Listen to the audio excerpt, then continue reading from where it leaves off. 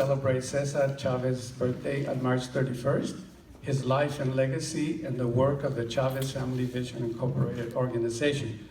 Whereas César Chávez was born near Yuma, Arizona, to Librado Chavez and Juana Estrada, and lived and worked in many farms, experiencing and witnessing the oppressive treatment of migrant farm workers.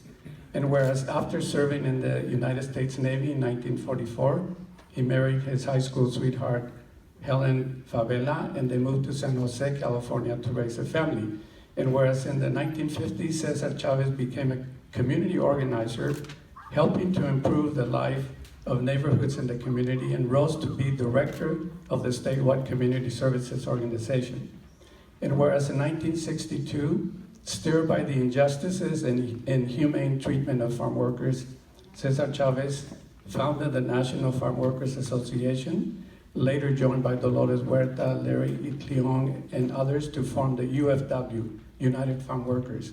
And whereas the United Farm Workers, with Cesar Chavez's leadership in the late 1960s and 70s, organized boycotts, marches, hunger strikes, and education campaigns for social justice and human rights, and his work and legacy has continued to today.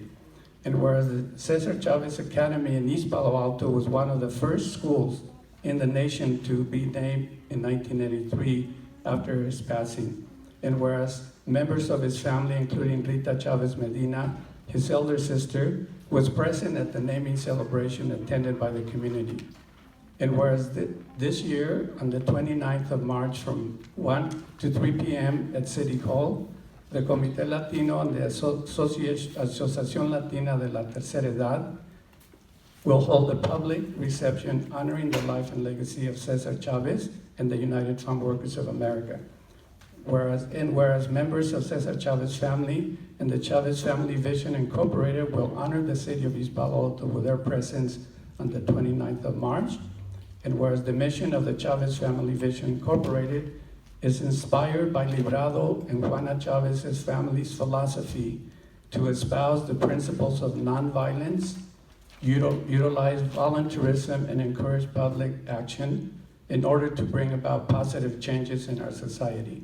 Now therefore be it resolved that I, Ruben Abrica, Mayor of the City of East Palo Alto, and on behalf of the City Council, hereby recognize Cesar Chavez and his legacy of social justice and his labor and human rights work on behalf of all men and women.